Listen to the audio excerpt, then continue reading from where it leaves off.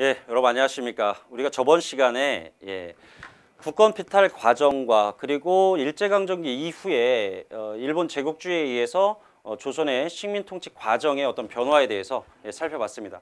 이번 시간에는요, 그 일제강점기 동안에 있었던 그 일본에 의한 경제 침탈을 한번 정리해 보도록 할 텐데요. 정치적 변화가 크게 3번 있었으니까 그거에 맞춰서 공부하시는 게 좋을 것 같습니다. 예를 들어 1910년대의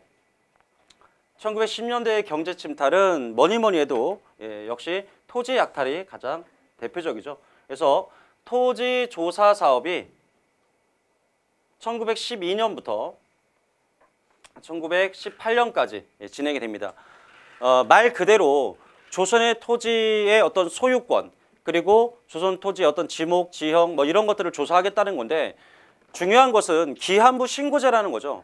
이 땅이 내 땅입니다 라고 조선총독부에 신고를 해야 되는데, 문제는 조선의 땅이라고 하는 것이 일단 공유지가 많습니다. 그러니까 문중이라든가 어떤 마을 전체의 공동 소유라든가 이렇게 공유지가 많다 보니까 개인의 이름으로 신고하기가 좀 애매한 경우가 있고요.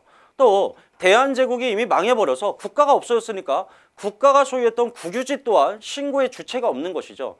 또 일본에 대한 조선 농민들의 어떤 저항감, 이런 다양한 이유로 무려 신고되지 않은 토지가 한 40%에 달했다고 합니다. 이런 신고가 되지 않은 토지는 총독부 소유가 되었고, 국토의 절반 가까이 약 40%가 총독부 소유가 됐고, 총독부는 이것을 다시 동양척식 주식회사라든가 또는 민간인 토지에서는 불이흥업이라든가 이런 회사에 넘겨주면 이걸 다시 이 회사들이 일본에서 조선으로 건너왔던 일본인들에게 싼 값으로 또 불화를 하게 되겠죠. 이런 식으로 토지가 약탈됐다. 근데 이 과정에서 지주들의 경우에는 당시 지주들은 오히려 좋아졌습니다. 왜냐하면 조선의 토지라고 하는 것은 하나의 토지 안에도 주인이 행사할 수 있는 소유권과 또 내 땅은 아니지만 이 땅을 농사지을 수 있는 권리가 그 소작농에게 있었죠. 그걸 우리가 경작권 또는 도지권 이렇게 불렀었는데, 그러한 소작권, 경작권 자체가 인정되지 않은 거죠. 따라서 조선의 농민들은 당시 대부분이 소작농이었기 때문에 소작을 짓던 이 농민들의 지위는 약화된 것이고 오히려 지주의 권한은 강화된 것이죠. 따라서 이 결과, 토지조사제 사업의 결과 토지만 빼앗긴 것이 아니라 이것을 계기로 해서 수많은 지주들이 친일적 어떤 성향을 갖게 됐다는 겁니다. 또 이 1910년대의 또 하나의 특징 중에 하나는 뭐냐면 바로 각종 자원의 약탈이 본격화됩니다. 예를 들어 산업령이라고 해서 산업령이 아니죠. 죄송합니다. 자, 임업령이라고 해서 조선의 이 임야의 산이죠. 산에서 벌목, 나무를 베어갈 수 있는 이 벌목권을 일본인에게 주게 되고요. 또 어업령, 조선 연근해에서 어업할 수 있는 권한을 또 일본 선박회사나 이 어민들에게 또 부여하게 되고요. 또 광업령이라고 해서 우리 광물자원 또한 일본인 소유로 넘어갑니다. 그래서 임업령, 광업령, 어업령이 대부분 1910년대에 이러한 법령이 만들어지면서 수많은 자원이 일본에게 약탈되게 그런 시기가 1910년대였다는 겁니다. 또 1910년대의 또 다른 특징 중에 하나는요, 바로 회사령이 반포됐다는 거죠. 따라서 이때 회사령은 허가제로 운영이 됐기 때문에 조선인들의 기업 설립은 허가를 내주지 않고 주로 이권이 될 수 있는 뭐 철도라든가 또 전기라든가 이런 기본적으로 대기업, 일본에서 건너오는 뭐 미쓰비시라든가 이런 대기업에게 설립 허가를 내주면서 조선의 어떤 자본, 산업 이 모든 것이 일본인에게 약탈되는 어떤 결과를 초래한 것이 바로 회사령이라고 볼 수 있겠습니다. 그러다가 1920년대가 되면 일본은 산미 증식 계획을 이제 수립하게 되면서 본격적으로 쌀을 이제 약탈하게 되죠. 예, 시기는 1920년부터 무려 1938년까지 예, 산미 증식 계획은 계속 지속이 됩니다. 당시 일본은 공업화가 진행이 되면서 일본 내에서는 이촌양도 현상이 일어납니다. 그러니까 일본의 농촌의 농민들이 일본의 도시로 이동하면서 노동자로 전환이 됐고, 그러다 보니까 농촌에서 농사짓는 인구가 줄어들게 됐고 쌀 생산량은 줄고 노동자는 증가하면서 도시의 쌀 소비량은 늘어나니까 일본 내에서의 쌀 공급 부족 현상을 겪게 됐죠. 그 부족한 부분을 조선에서 가져오겠다. 이게 바로 산미 증식 계획입니다. 그래서 결과적으로 말씀드리면 쌀을 그냥 늘어나는 게 아니잖아요. 그죠? 쌀을 생산을 증산시키기 위해서 토지도 개량해야 되고 종자도 개량해야 되고 그 다음에 비료를 구매해야 되고요. 그리고 수리시설을 확충해야 되고. 그래서 이 비용은 대부분 조선의 농민들이 부담하게 되죠. 하지만 일본이 세웠던 목표량에도 다다르지 못했지만 일본은 수탈량은 오히려 더 늘리면서, 그러니까 목표량은 채우지 못했는데 그 이상을 약탈해 감으로써, 수탈해 감으로써 오히려 조선 내에는 식량이 부족해지는 현상이 나타납니다. 그래서 만주 지역에서 잡곡을 수입해서 연명한다거나 또 우리나라의 어떤 농업이 쌀이라고 하는 단작형 농업 구조를 갖게 된다거나 이 수많은 문제를 낳게 됩니다. 결국 이 두 개의 사업은 결국 조선 농민들의 몰락을 가져왔고, 그래서 농민들이 이 당시에 가장 일본 제국주의에 어떤 불만을 갖는 그러한 계층이라고 볼 수 있고, 그래서 3.1운동 당시 농민들이 농촌으로 3.1운동이 확산된 시점부터 무력적인 저항, 바로 폭력적 투쟁을 벌이게 된 하나의 이유라고도 볼 수 있겠습니다. 그리고 1920년대에는 이 회사령이 철폐됩니다.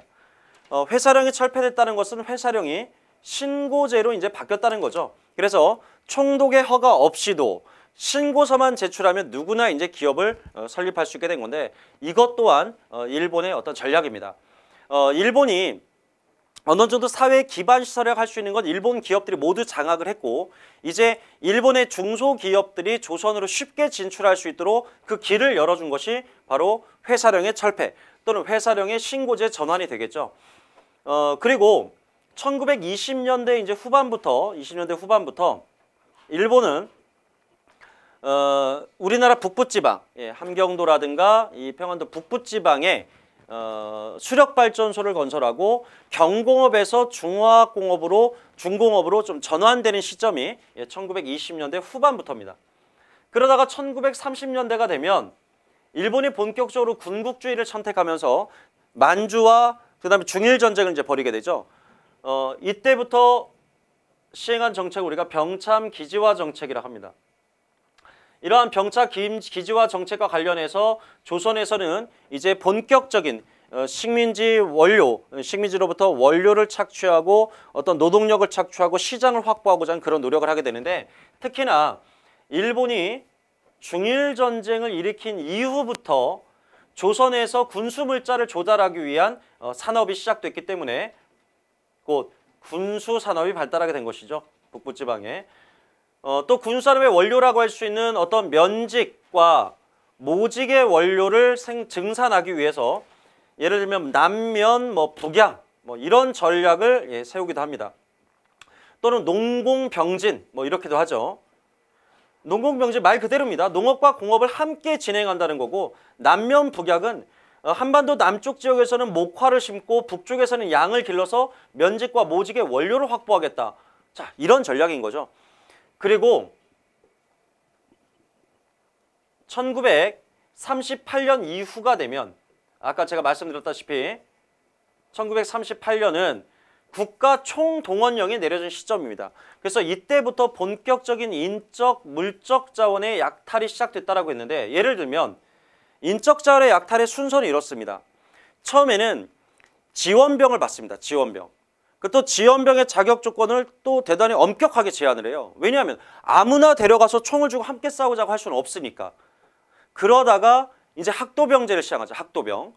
전문대 이상의 학생들을 전쟁터로 끌고 가고, 그 다음에 군인이 그래도 부족하니까 일정 연령의 남자들은 모두 데려가는 강제 징병제를 또 시행하게 되죠.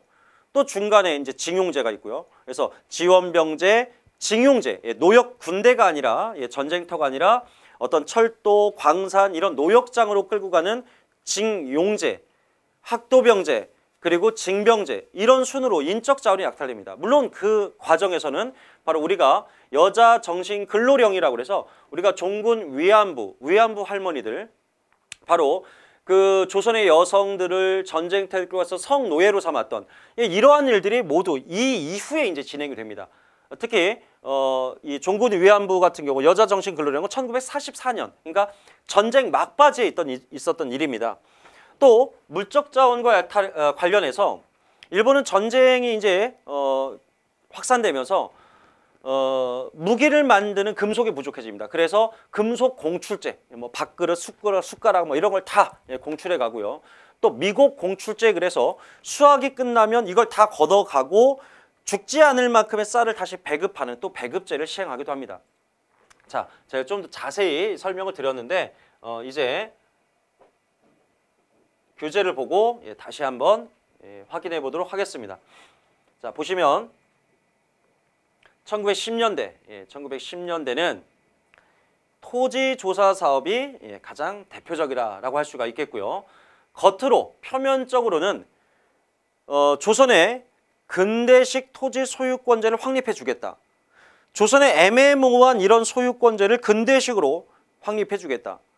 자, 이건 표면적입니다. 하지만 실제적으로는 토지 약탈이 목적이고 이 과정에서 지주권을 강화하면서 이 지주들을 친일파로 양성하는, 친일파로 회유하는 것이 또 하나의 목적이라고 할 수 있겠습니다.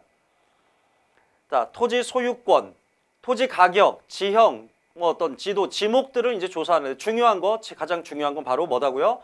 기한부 신고제로 진행된 것이 가장 큰 문제라고 할 수 있겠죠. 이게 내 땅이라는 것을 정해진 기간 내에 빨리 신고해야 되는 거죠. 근데 이 기한이 매우 짧았다는 거, 홍보가 부족했고, 그리고 아까 말씀드렸다시피 누가 신고해야 되는지 모르는 그런 땅들이 너무 많았다. 또 조선 농민들의 일본 어떤 총독부에 대한 어떤 저항감이 매우 강했다. 이러한 이유가 무려 약 40%의 토지가 신고되지 않게 되고 이렇게 신고가 되지 않은 토지는 동양척시 주식회사나 부리흥업이라는 일본의 민간 토지회사에 넘어갑니다. 이렇게 넘어간 게 다시 일본인에게 싼 값으로 또 넘어오게 되죠. 나중에 일제강점기가 끝나고 일본이 패망한 이후에 일본인들은 당연히 토지를 가져갈 수는 없겠죠. 토지를 놓고 갑니다.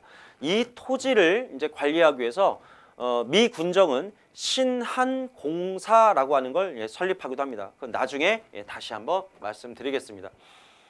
그래서 결과적으로는 당시 대부분의 소작농이었던 농민들의 몰락을 가져왔다는 것이고요. 왜냐?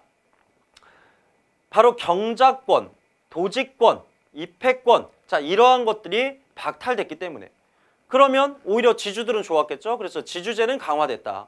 지주제는. 그래서 지주들이 친일적 성향을 띠게 됐다는 겁니다. 자 그리고 산업 침탈과 관련해서는 뭐 이 부분은 그냥 한번 쭉 읽어보시면 될 것 같고 바로 회사령을 이제 살펴보시면 될 것 같아요. 회사령. 자 1910년대 회사령은 허가제입니까? 신고제입니까? 바로 신고제입니다. 신고제. 따라서 한국의 기업 설립을 제한하겠다는 거죠. 일본인들에게 막대한 이권을 취할 수 있는 그러한 분야의 일본 기업들을 이제 허가를 내주겠죠. 그래서 일본의 대기업들이 본격적으로 진출하고 또 우리 조선의 어떤 경제적 이권을 어떤 약탈하게 되는 어떤 계기가 바로 이 회사령이 허가제로 운영됐기 때문에 좀 가능했다는 겁니다. 자, 그 다음 또 하나, 자, 여기서 살펴보셔야 될 것은 바로 전매 사업입니다. 물론, 일본의 그 조선 총독부 산하에 전매국을 설치한 것은 1910년대 초반, 1912년이지만, 금방 이제 다시 이게 폐쇄가 돼요.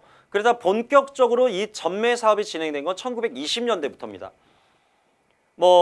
그건 중요하지 않죠. 중요하지 않습니다. 어쨌든 일제강점기 기간 동안에 조선 총독부가 주체가 돼서 전매 사업을 했고, 바로 담배, 인삼, 소금, 심지어 아편, 마약이죠. 자, 이러한 것들을 총독부가 전매함으로써 바로 총독부의 어떤 그 조선에서의 자본 약탈, 이것이 좀 심화되는 하나의 계기가 되기도 했다는 겁니다. 자, 1920년대 결국 회사령은 철폐됐습니다. 하지만 회사령이 철폐됐다라고 하는 것은 다르게 말하면 바로 허가제가 신고제로 대체됐다. 이래도 상관이 없는 거죠. 신고제로 바뀌면 있으나 마나한 거죠. 누구나 신고서만 내면 회사를 차릴 수 있으니까. 그래서 신고제로 전환된 것을 그냥 회사령의 폐지 이렇게 표현하기도 하는 겁니다. 당연히 일본 기업의 진출을 보다 쉽게 하기 위한 어떤 방안이다. 이미 대기업들이 중요한 기반서를 장악했으니 이제 일본의 중소기업들이 더 빨리 조선에 진출할 수 있도록 하기 위한 게 회사령의 철폐다. 이렇게 볼 수가 있겠고요. 그리고 1920년, 23년이 되면 관세령마저 철폐가 됩니다. 일본은 강화도 조약 때 조일 통상장정에서 조선에게 관세 조항을 이제 기록하지 않음으로써 이 조항에 넣지 않음으로써 관세를 내지 않았다가 1882년 미국하고 조약을 체결하는 과정에서 일본은 다시 이 조일 통상장정을 개정하게 됐고 이때부터 관세를 지급했었죠. 하지만 1923년에 다시 관세를 철폐한 겁니다. 그럼 이 두 가지가 가져다 준 결과가 뭐냐? 조선 내에서의 일본 기업은 늘어나고 또 일본 기업들이 만든 물건을 조선에서 관세를 내지 않고 팔게 된다면 조선 기업이 만든 물건과 일본 기업이 만든 물건의 중에 가격 경쟁력이 올라가겠죠. 일본은 상대적으로 조선 기업의 상품의 어떤 구매력은 떨어질 수 있습니다. 그래서 1923년 조만식을 중심으로 물산 장려 운동이 전개되는데 이 물산 장려 운동이 전개되는 그 배경이 바로 회사령 철폐와 관세령 철폐라고 볼 수 있겠습니다.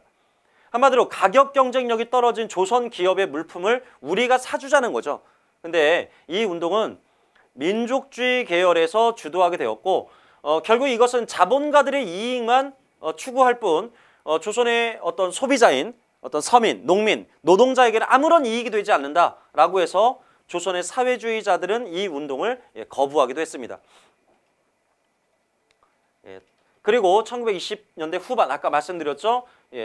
부전관과 바로 이 우리나라 지도를 보시게 되면은 낙림산맥에서 동해안 쪽으로 이렇게 뻗어 있는 게 이게 함경산맥이에요. 이 함경산맥을 이렇게 단면을 잘라보면 이쪽은 개마고원이니까 아주 높은 곳 완만하고요.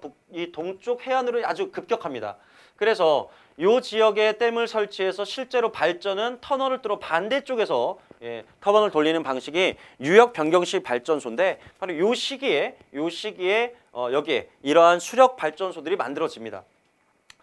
이런 수력 발전소가 만들어졌다는 건 이 지역에 바로 중공업이 성장할 수 있는 기반 시설을 다졌다 이렇게 볼 수가 있는 것이고요. 또 1927년에는 신은행령이라는 게 내려지면서 근근하게 이어져 왔던 조선은행들을 강제로 일본 조선은행에 병합을 시킵니다. 신은행령. 한국인 소유의 은행을 강제로 일본 조선은행에 병합시키는, 예속시킨 것이 바로 신은행령이라 볼 수 있겠고요. 자, 그리고 1930년대는 이제 일본의 대륙 침략이 본격화됐죠. 1931년에 만주사변, 37년에 중일전쟁. 자, 이 이후에 이 한반도는, 조선은 일본이 전쟁을 치르는 데 필요한 군수 물자를 조달하는 그러한 군수 창고가 된 것이죠. 그런 의미에서 병참 기지화 정책이다. 이렇게 얘기를 합니다. 병참 기지화 정책.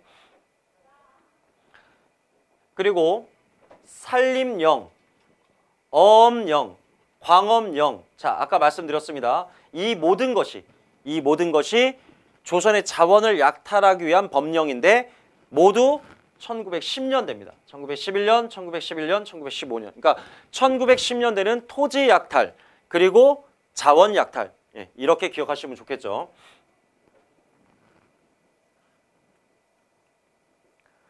자, 1920년대에는 이제 산미 증식 계획, 바로 쌀 생산을 늘려서 일본의 이 사탕 발림은 이거겠죠. 자, 조선의 쌀 생산량을 늘리자. 산미 증식 계획에 따라. 자, 이 정도로 쌀 생산량을 늘리면 이 중에 일정 부분을 일본으로 가져가겠다. 그래도 쌀 생산이 늘었으니 조선인에게는 당연히 이익이 된다는 거죠. 농민들에게는. 하지만 목표량을 채우지는 못했지만 수탈량은 그걸 오버하게 되면서 그 이상을 수탈해 가면서 오히려 그 결과는 조선에서의 식량 부족을 초래하게 됐다는 겁니다. 더 큰 문제는 이러한 쌀 생산을 늘리기 위해서는 토지도 개간해야 되고 저수지와 같은 수리시설도 만들어야 되고 새로운 품종을 개량해야 되고 거름, 비료, 자 이런 것들이 필요한데 이 모든 것의 비용은 바로 농민들이 부담한다는 게 문제인 거죠. 자, 그래서 1차 개혁, 2차 개혁 이렇게 나눠지기도 하지만 일본이 가져가기로 한 이 920만 석 그 이상을 수탈하면서 오히려 조선의 식량은 부족하게 됐다는 겁니다. 그래서 여러분들이 이 결과를 눈여겨보셔야 되는데 수탈량은 목표대로 수행을 했으나 쌀 증식은 실패했다는 것은 오히려 더 많은 양이 수탈돼서 기존보다 식량이 부족했다는 걸 의미하고요. 쌀 중심의 단작형 농업 구조를 가지게 됐다는 것. 그리고 많은 농민들이 이것 때문에 채무를 떠안게 됐다는 거죠. 그래서 일본은 나중에 1930년대에 가면은 이 산미 증식 계획에 따라서 수많은 어떤 채무를 지게 된 이 농민들의 불만을 잠재우기 위해서 농촌 진흥 운동이라는 걸 벌이기도 합니다. 하지만 이것 또한 농민들의 불만을 잠재우기 위한 하나의 기만 정책이라고 볼 수 있겠습니다. 그거는 다음 페이지 나오니까 그때 보도록 하고요. 자, 토지조사 사업과 산미 증식 계획의 공통적 결과, 공통적 결과. 식민지 지주제가 강화되면서 지주가 친일적 성향을 띠게 됐다는 거. 대부분의 농민이 몰락하면서 산속에 들어가서 화전민이 되거나 또는 특히 함경도 지역 사람들 같은 경우는 이 두만강과 압록강을 건너서 바로 간도 지역으로, 만주 지역으로 많이 이주를 했다는 거죠. 대부분이 소작농으로 전락하면서 이 소작쟁이가 좀 활발해집니다. 특히 1923년에 진행됐던 암태도 소작쟁이가 이제 가장 대표적이라 할 수 있겠죠. 그리고 이 소작쟁이와 소작쟁이 다른 말 농민쟁이죠. 소작쟁이와 노동쟁이는 대부분 1920년대부터 본격화되고요. 바로 사회주의의 영향을 받아서 본격화됩니다. 그건 나중에 또 체크해드리도록 하겠습니다. 또 이 산매 증식 계획이 가져다준 결과를 보여주는 어떤 표가 있는데요. 자, 이 표 말고 예를 들어서 자 1920년대부터 예를 들어서 1930년대 중반까지 나오는 어떤 도표가 제목 자체가 만주에서의 잡곡 수입량이라고 표현이 되어 있고 그 잡곡 수입량이 이렇게 가파르게 증가하는 걸 볼 수가 있어요.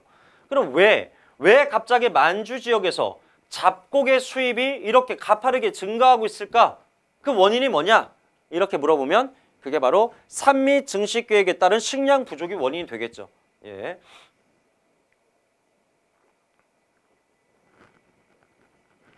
자, 이제 1930년대 이후의 경제 침탈인데요. 자, 1930년대 이후는 아까도 잠깐 말씀드렸다시피 경제 대공황을 극복하는 과정에서 일본 군부가 정변을 일으켜서 권력을 장악했고요. 이러한 군국주의를 채택한 일본이 만주와 중국 본토를 침략하게 되면서 결국 조선을 군수 물자를 조달하는 하나의 군수 창고로 병참 기지로 만들려는 정책이었다. 그래서 이제 본격적으로 철저하게 한반도는 조선은 식민지 경제 체제로 이제 제국주의인 일본에 예속되게 된 것이죠. 그래서 농공병진이라는 말에서 알 수 있듯이 농업과 공업을 병진한다. 그리고 남면 북양이라는 정책을 통해서 원료를 생산하고자 하는 어떤 전략을 세우기도 합니다. 남면 북양 정책. 남쪽에는 면화를 심고 북쪽에는 양을 키운다. 자, 농촌진흥운동. 자, 이거 특징이 뭐였죠? 농촌진흥운동은 겉으로 보기에는 농민들의 채무를 줄여주고 탕감해주고 그리고 지주와 소작농이 이 소작료를 둘러싸고 어떤 갈등이 일어날 때 이것을 조정해주겠다. 소작 조정령이죠. 그다음 농지령. 자, 이렇게 보시면 춘궁 퇴치, 가난을 퇴치하겠다는 거죠. 어떤 봄철에 대부분 많이 굶어 죽으니까 봄철에 농민들이 굶어 죽는 것을 이제 막아주겠다. 차금 예방, 빚입니다. 차금. 빚을 줄여주겠다.